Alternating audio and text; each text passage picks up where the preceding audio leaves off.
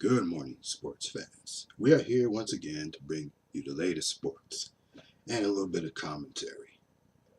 Now, I just watched this game, women's game between the U.S. and Sweden, and I must say that I didn't think the U.S. would come out with some firepower, but they did, and they just beat Sweden by the score of 6-1, getting into the gold medal match. And they're going to play another semifinal between Canada and Switzerland.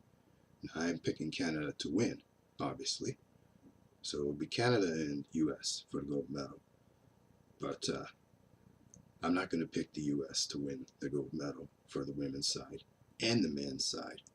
Because the US, for the men's side, the US got into the semifinals. And they'll have to play either the winner of Slovakia or the Czech Republic. Now, the Czech Republic is a very good team. And they seem like with Yager and all those players. But so it's going to be a tough one for the United States. But they overcame Russia, so I'm thinking maybe they have a chance, after all, to get into the quarterfinals or semifinals, which will probably meet Canada. And now Canada is a very good team, but they've struggled as of late. They struggled against Norway, and they put on a clinic against Austria. And the last game, which I just saw yesterday, they had to go to overtime to beat Finland, with Drew Doughty scoring 2 goals. So far, they've struggled offensively with their star players, but their defensive players have scored goals as well, with Shea Weber and Drew Doughty. Now, the defensemen have really put on a scoring clinic for Canada. I guess it'll take some time for the coaches to find their lineups as to which person will score. Which forwards can score. Well, I guess they got lots of time to grow their team. I guess it's a learning process. I really don't know. But with a very short tournament in short time, they're going to have to do it fast because they have to probably play the U.S. They've been firing on all cylinders, in Sweden as well, who are both unbeaten. But Sweden is the number 1 seed, while the U.S. is number 2. Canada falls to number 3. But I guess it'll take time for them to win. But for the women's side, I picked the Canada to win gold for the 4th time. And for the men's side, I think maybe Canada will win gold as well. But it'll take some time for them to get their game going. But okay, enough of this hockey report. Let's get on to some sports, other sports. Now, it's a little bit of commentary. I just read, and I did a video about this yesterday. I'm going to redo it again because I didn't get this guy's name right. It's Mario Balotelli, the Italian soccer player. Now, I just read about him and watched a YouTube video about him, and he got called the N-word and an ape or something. He got called an animal, and he got called the N-word. I looked at that and I felt very sad for him.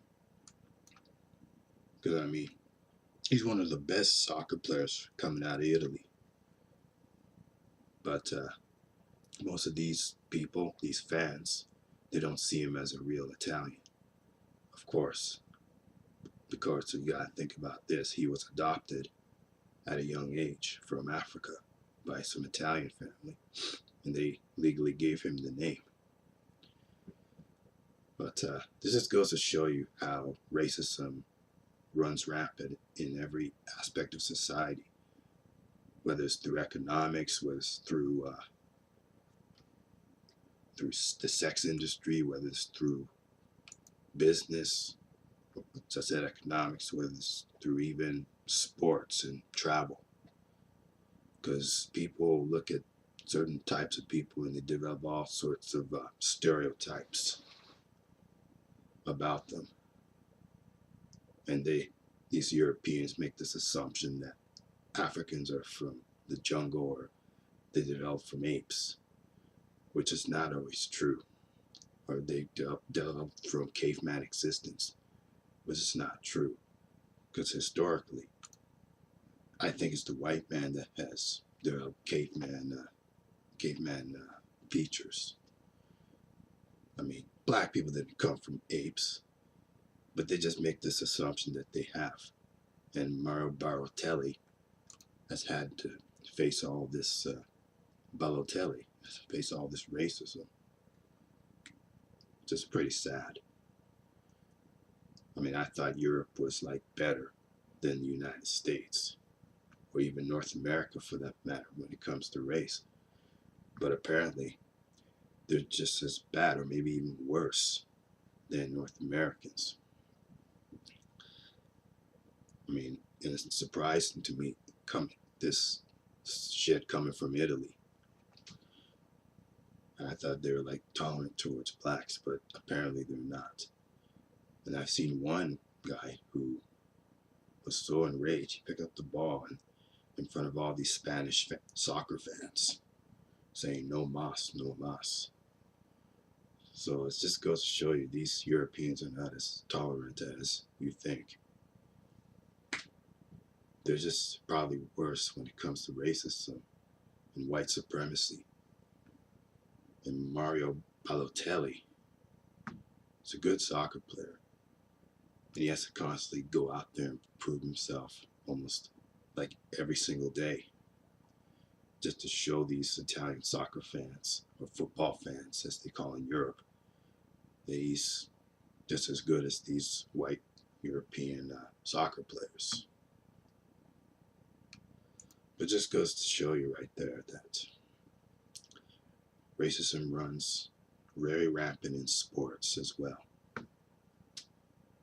Because look at the sports owners, team owners. The team owners are white, even including in the NFL, the NBA, and in most cases the NHL. Most sport owners or team owners are white. You don't see any black faces sitting in the board of directors or even the coaching staff. So it just goes to show you right there. Racism runs very rampant in sports. Not just every aspect or sectors of society. It runs rampant in sports as well. I know this will be offensive to some people, but I just had to get that off my chest. I feel bad for Mario Balotelli.